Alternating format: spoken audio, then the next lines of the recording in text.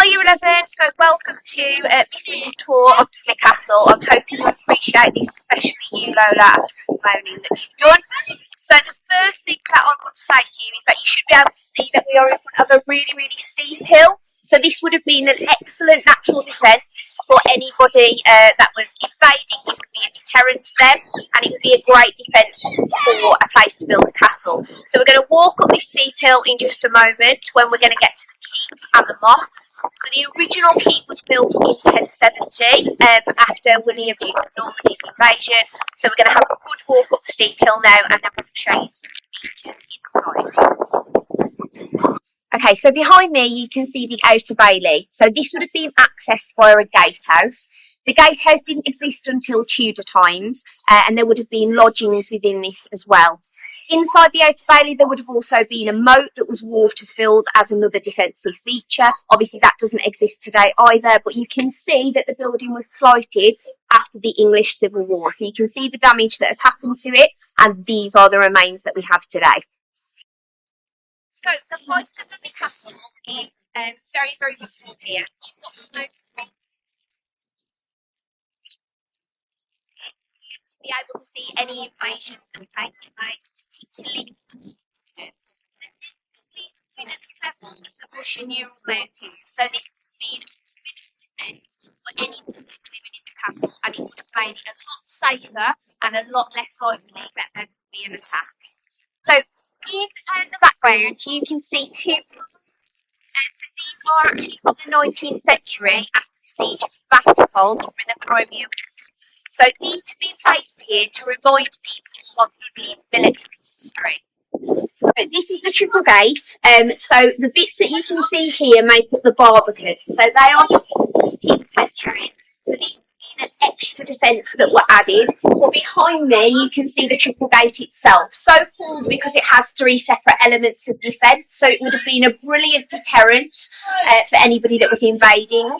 You would have had the first section here where the portcullis would come down, and above you would have had murder holes. So these holes would have been ideal to throw things down such as boiling oil, even dead bodies, which again would be a way of deterring people from invading the castle. Okay, so when you come out of the triple gate, you are now in the inner bailey. So originally this would have been filled with different domestic buildings. So there would have been things like stables here, for example. And you can also see midway up the wall that there is a door. So if the castle was under attack, there would have been a wooden ladder up to this door. People would have climbed up to try and defend the keep and the gatehouses, brought the wooden ladder up with them, and this would have then meant that they could hold the keep, hopefully, and the attackers wouldn't be able to access them for at least a short amount of time. So again, another defensive feature. Okay, so to the right of the triple gate, or the back of the triple gate, you can see the stables behind me. So the stables were also known as the lodgings. They would have been a place where visitors could stay with their servants as well. So obviously the use of this has changed massively now if we're thinking about change. So it's now got a cafe, but it would have originally been the stables, or as I said, known as the lodgings. Okay, so the keep is the safest part of the castle. So remember, the original keep would have been built in 1070 and it would have been made out of wood. In the 13th century, this changed. So you should be able to see behind the dark stone here in the original masonry. The original stone, when the castle went from being wood to a more permanent structure, and you can then see that you've got a lighter coloured stone above, so that would be something really positive to mention in the exam in terms of the way that the castle has changed. So the keep would have been the place where the king's constable would have resided, so it would have had chambers for the constable as well as living space for them. And it would have been the place that they would have wanted to be defended more than any other part of the castle. Right at the top of the keep, where we're going to go in a moment, you'll be able to see battlements, and these were installed in the 19th century, again to try and remind people of Dudley's military past. So as much as it wasn't used offensively then, the reason that they constructed the battlements is to show that it had a proud military history. So behind me you can see the battlements that I was talking about at the bottom. So we're now at the top of the keep. You can see all of the views again to show the height of the castle and the defensive features that it has. But remember, these batteries were constructed much later as a reminder to people. Okay, so here in the inner bailey wall, you can see something that is called a sally port. So this would have been a secret escape route in case the castle was besieged. So a way out that very cleverly meant that anybody that was kind of trapped inside the castle could hopefully evade death by getting out through this sally port. Okay, so behind me you can see the Great Chamber and the chapel. So the Great Chamber would have been built in the 14th century. So this would have had a private bedroom for the owner of the castle, along with a solar, which is a private office for the person that was living here. Connected to this would have been the chapel. So the chapel originally would have been a Catholic building and would have been filled with stained glass windows. Under John Dudley, when he renovated the castle, because he was a Protestant, he got rid of all of the stained glass and he changed this to plain glass in line with Protestant beliefs. When the castle grounds were excavated in the 20th century, there were remains of the stained glass that were found, which proves that John Dudley just disposed of it, didn't care where it went because he thought it was a Catholic belief. So behind again, you've got the Great Chamber and the chapel that you could refer to in the exam as a physical feature. So this is the Sharington range, and this was built by John Dudley. It would have cost him an absolute fortune at the time. So he commissioned somebody called Sir William Sharington to put the Sharington range together. You can see the size of it here. It would have included lots of rooms such as guest chambers, the pantry, the servery, the kitchen, the buttery, the great. All of these would have been housed within this fantastic building.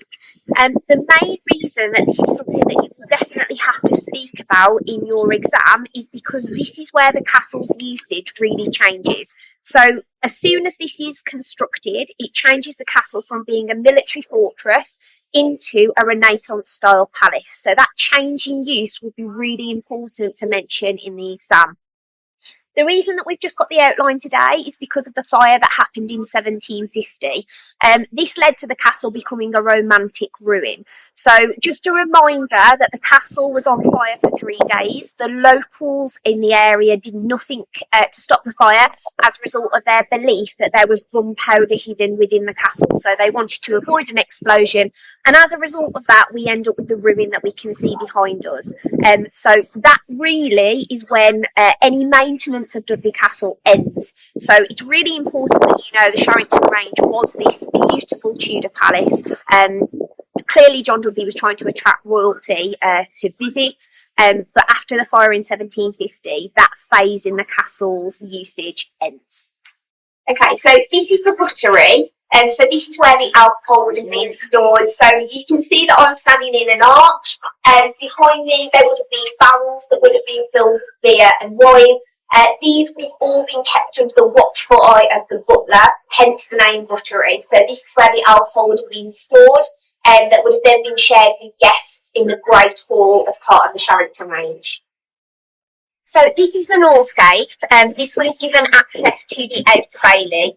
It wasn't here before the Tudor period, and we know that because it allows an extra entrance into the castle, which would have been a defensive weakness. So this was added by John Dudley, and it would have given access to the servants. The servants would be just to the right. So this is, again, another physical feature that you can talk about in the exam during that period when the Sharington range was constructed, proving that it is no longer being used for military purposes. Okay, so in 1937, the Dudley Castle grounds were turned into a zoo. And as a result of that, some of the physical features that are here are now used in very, very different ways. So hopefully you can see behind me the sea lion, who's just chilling and doesn't look as cold as I am now. And he is in what would have been the original moat in the Inner Bailey. So you can clearly see here, you can reference this in the exam, that you've got animals that are living in what would have been key parts of the castle.